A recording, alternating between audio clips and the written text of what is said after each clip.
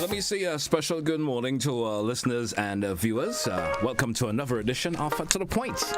It's Wednesday, the 19th day of July. Those you via various, of course, mediums, whether you're listening to Classic Radio 105.5, 105.9, good morning. How are you? Hope all is well. Those of you via GBN TV, good morning. Channel 7, Channel 11, or Channels 20, good morning to you. Thanks for being with us this morning. Those of you via our social media platforms, whether it's the Facebook page, good morning. Yes, that's the Green Broadcasting Network's Facebook page. Good morning to you. Those of you via our web page, also good morning, and our YouTube channels. Thanks for being with us this morning. It's Wednesday the 19th once again.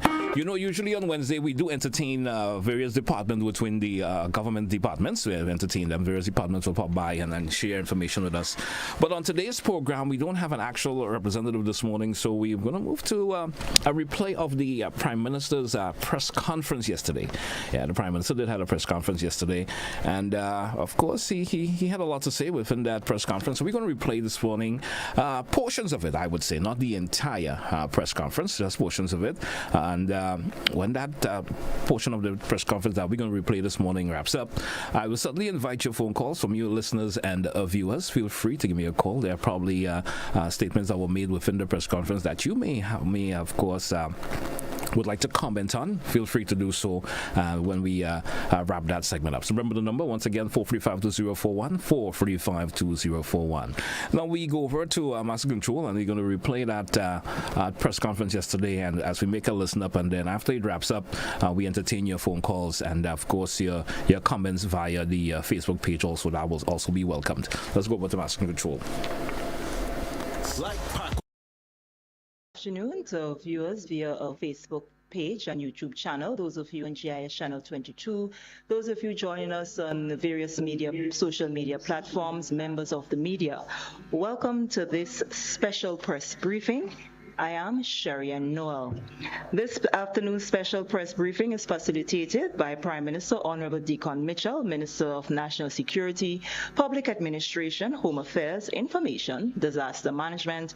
Prime Minister Mitchell also holds a portfolio of infrastructure and physical development, public utilities, civil aviation, and transportation.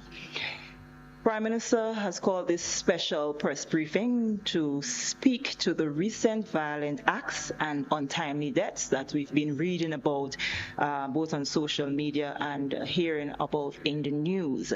Immediately following his presentation, we're going to open up the microphones for questions from you members of the media, and we do ask that you keep your questions in line with what Prime Minister Mitchell will be speaking on this afternoon, which is the recent acts of violence and untimely deaths within our country. So at this time, I invite Prime Minister Mitchell to make his presentation. Thank you very much, Sherry-Ann. Let me start by saying pleasant afternoon to all our citizens of Grenada, and a special afternoon to all of the families, friends, communities that have been affected in Grenada, including CARICOM and PT Martinique in recent weeks by the shocking acts of violence that we've seen, and the sad and untimely passing of some of our citizens, whether it be by suicide or sudden death. It is certainly with a significant degree of sadness that I'm addressing the nation this afternoon. My presentation will really be in three parts. One, I will make a general statement to the nation. The second, I will share some statistics from the police as it relates to homicides, suicides in particular, and general crime in particular. As part of my statement, I will talk with specific focus on the youth as it relates to some of the activities and interventions that are ongoing in relation to addressing behavior patterns, youth violence, and ensuring that we take a collective approach to addressing violence in particular amongst our young persons. And then finally, I will obviously give members of the media the opportunity to ask me any questions that they may have. So thank you very much. In recent weeks, our society has been shaken by acts of violence and loss that have left several of our families and communities in mourning, searching for answers. The grief that we currently carry cannot be denied. It weighs heavily on our hearts and threatens to dampen our view of the bright and prosperous future that lies within our reach. I take this opportunity to remind every Grenadian that the success of the future we seek to build depends on our collective efforts. The violent acts of recent weeks are a sad reminder that the actions of a few can derail our shared progress, plunging families into deep despair. I implore all citizens to please think before you act. Think about your future. Think about your family, your neighbor. Think about the many individuals that may be affected by your actions. Every act of violence affects our entire community, both emotionally and economically. It may not be the most obvious correlation, but acts of violence affect the lives and livelihoods of Grenadians across the island. We continue to be blessed with a generally safe community. But we must do all that we can to protect our peace and protect the safe and serene beauty of our homeland. During these trying times, it is imperative that we band together as one, united and steadfast in our determination to overcome these challenges as one people and one family. The Bible reminds us in Galatians chapter 6 verse 2 that we must carry each other's burdens. Many of our people, including our youth, are struggling to cope with an ever-changing and increasingly fast-paced world, where societal expectations fuel heightened levels of anxiety and depression. Some of our young people, and adults as well, are struggling to find the right avenues to express their emotions and lack essential conflict resolution skills. The negative effects of a 2-year pandemic, paired with many of the global economic challenges, including the cost of living increases, also continue to affect many individuals. So now, more than ever, we must be each other's keepers. We are blessed to live in small communities where, with some effort, we can truly make a difference. I encourage each person to reach out to their loved ones, friends, and neighbors a little more often. Check on their well-being and offer a listening ear to those who may be silently suffering. I implore churches and community leaders to continue to play an active role in driving community engagements, providing opportunities for connection, understanding, and healing through after-school programs and activities. As a government, and in partnership with local NGOs, we have several initiatives in place to assist citizens who may need additional support. The Psychosocial Support Unit in the Ministry of Social and Community Development, Housing and Gender Affairs is one such initiative and serves to strengthen good mental health and resilience among citizens.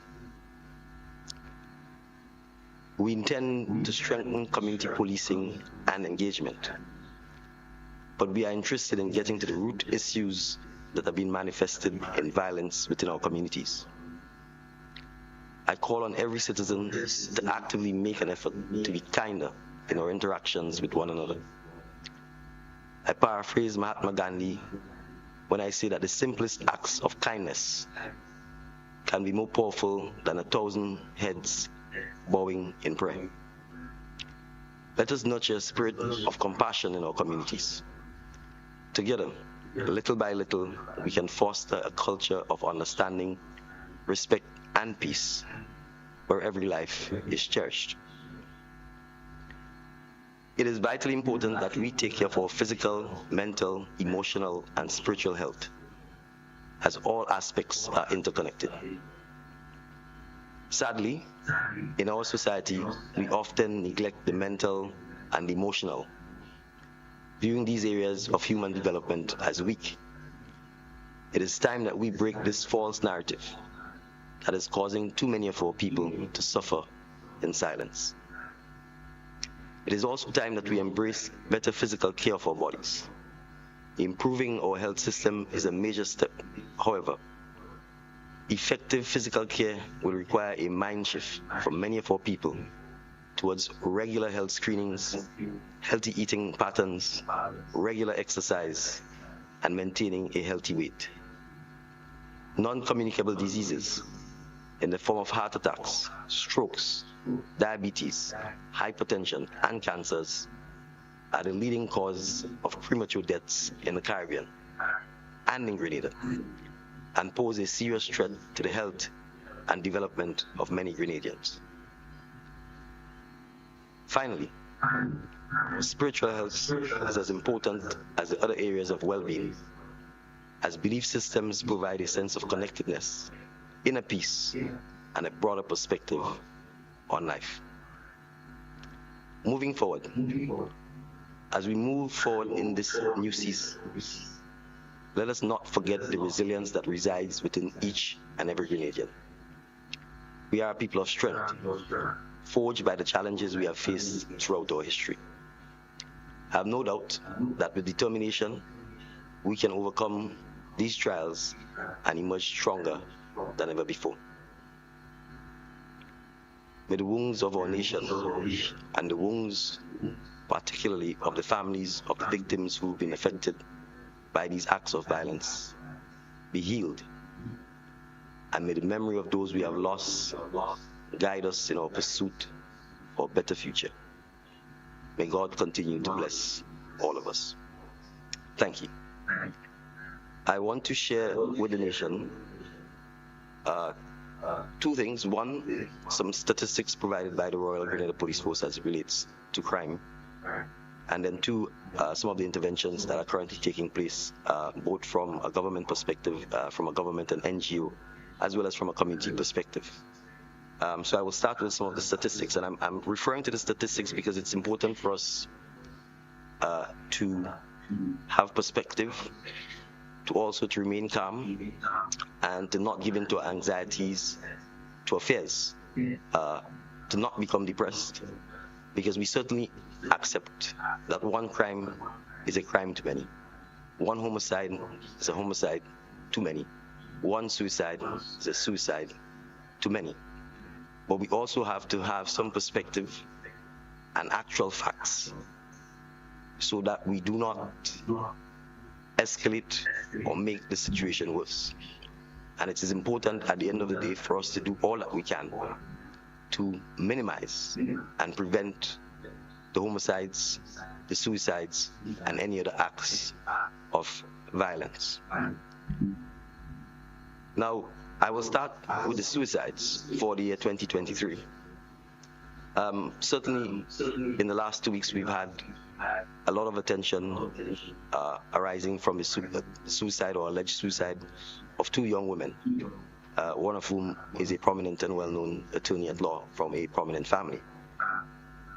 But the statistics sadly also reflects that for the year we've had, in addition to the alleged suicides by the two young women, 4 suicides committed by men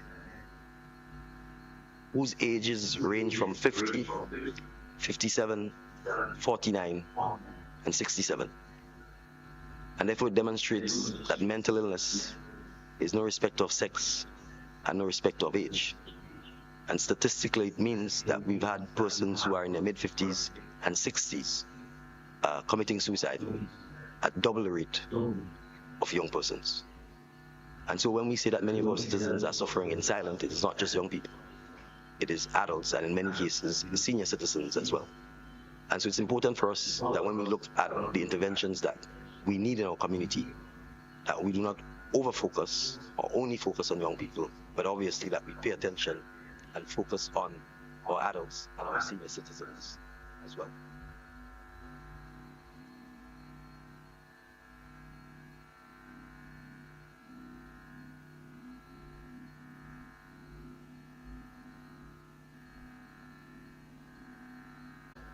engaged in conflict resolution, if they had the skill set needed to talk through their disputes or their differences, that the acts of violence would not have happened, nor would the loss of life. And so it's absolutely critical that when we look at these situations, that we ensure that we take a preventative approach to the loss of life rather than a reactionary approach. And certainly we accept the Royal Grenada Police Force, which has the responsibility for law and order in our society, will have to do more to ensure that we minimize the risk of further homicides for the year. One other area, and I've spoken about that as Minister of National Security on several occasions already, is the increased interdiction of illegal firearms. Last year, as of this time, 16 illegal firearms were interdicted. As of this year, we are at 31. So to that extent, we certainly wish to commend the Royal Grenada Police Force in ensuring that the interdiction rate has stepped up and that we've been successful in doing so. But it also points to a dangerous trend in our view, which is the proliferation of firearms within our communities. I've indicated that the government's policy on this is that we will take a zero tolerance to firearms. But we also have to appreciate that the firearms are not made in Grenada. They are brought into Grenada. And this is not just a Grenada problem, but a regional problem.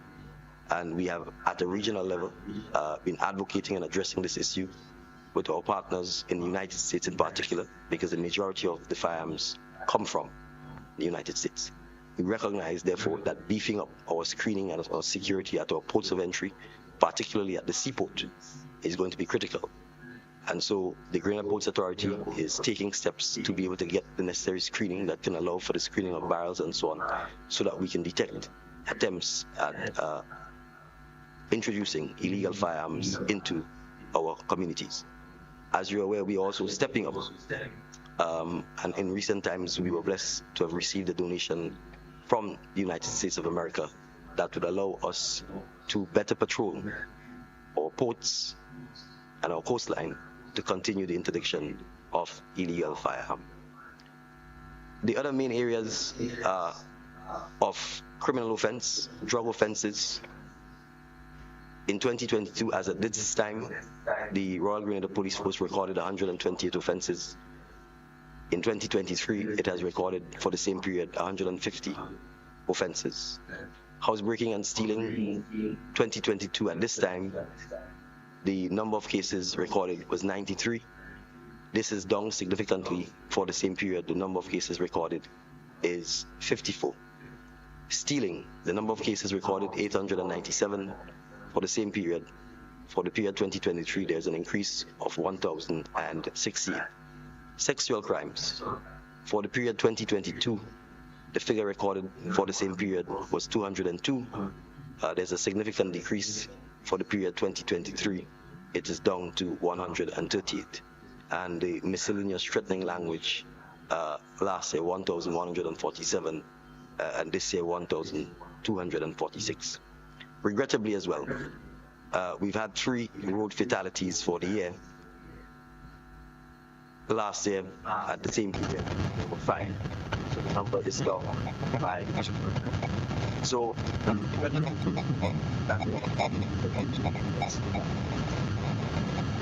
action. One.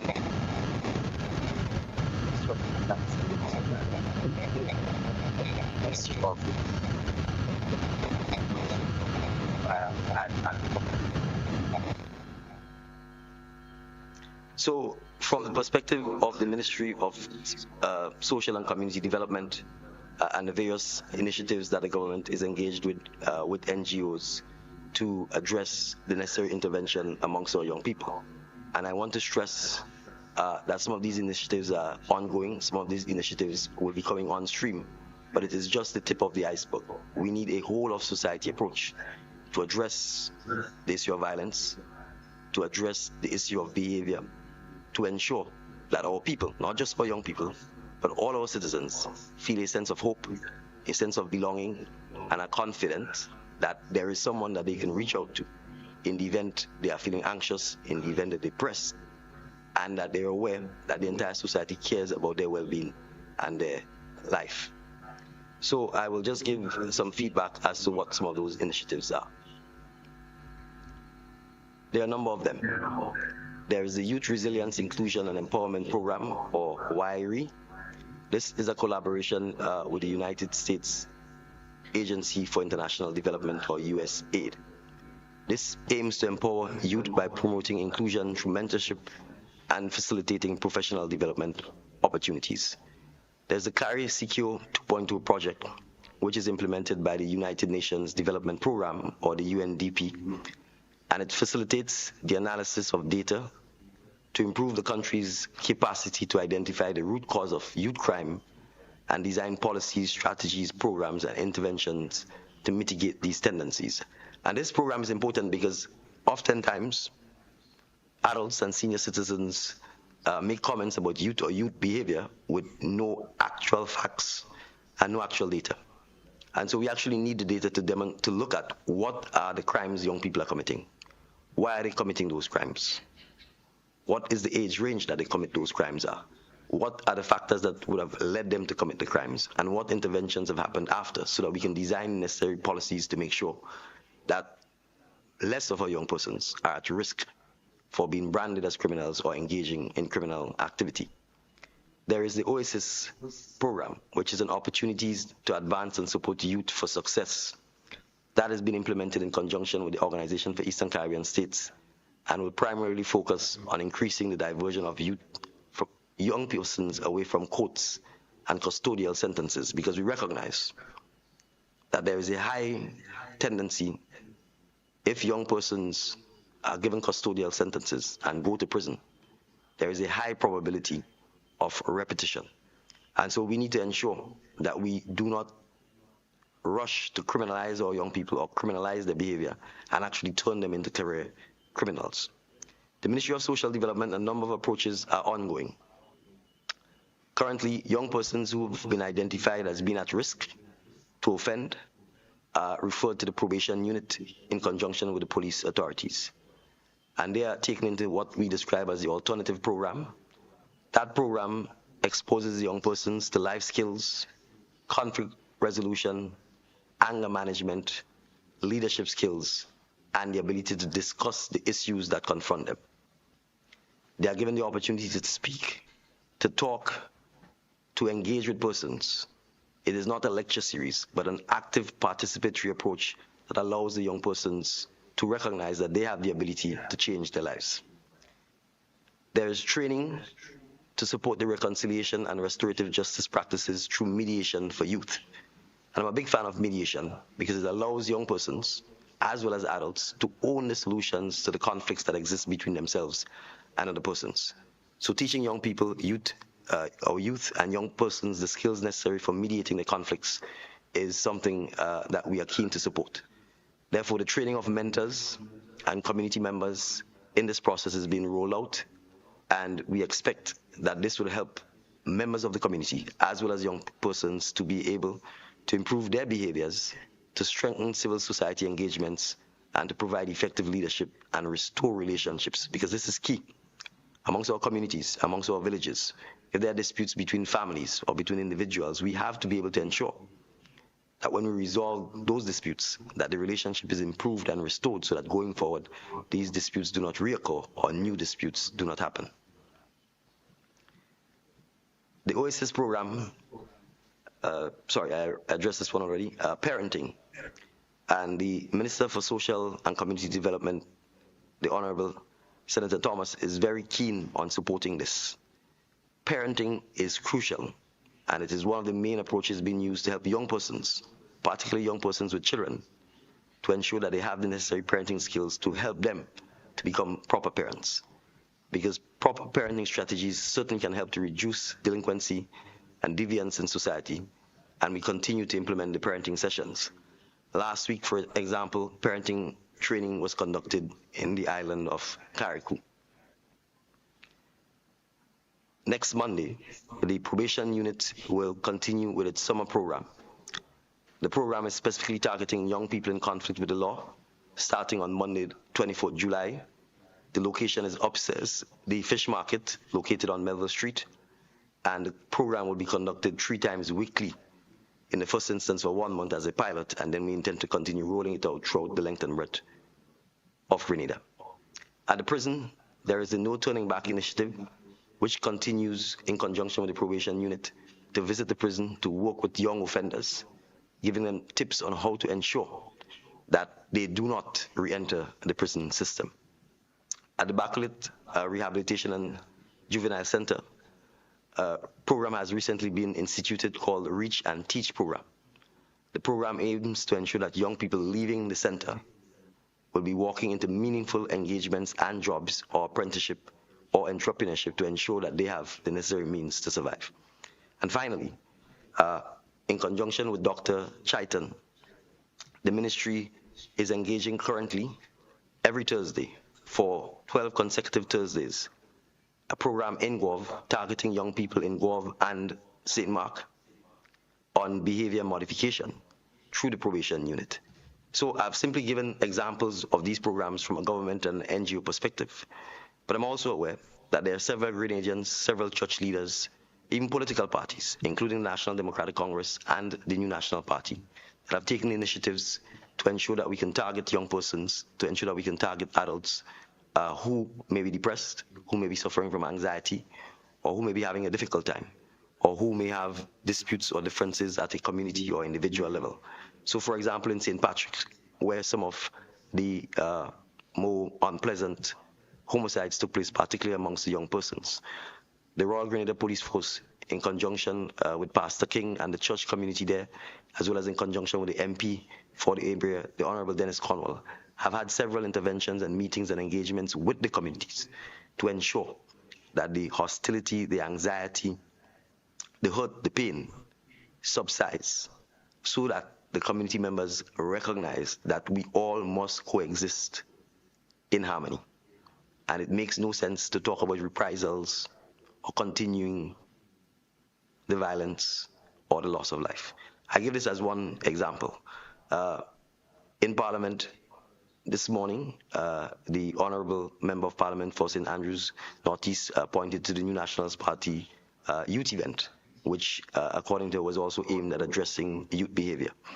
Ongoing at this point in time, starting from this Thursday, the National Democratic Congress Women's Arm, in conjunction with Dr. Chaitan, will also be engaging with several seminars to teach people coping skills, to ensure that people understand what is depression. How can we treat it? How can we spot it? How do we destigmatize it? Because oftentimes, sadly, we have a culture in our society where persons who suffer from mental illness have been stigmatized, oftentimes dehumanized, and when that happens, we simply worsen the illness.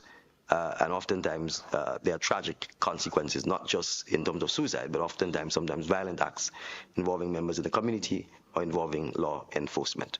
So I want to thank all of the citizens of Grenada who've expressed their concerns, who've prayed, who sought to be kinder, who sought to, in their own way, help to address the situation.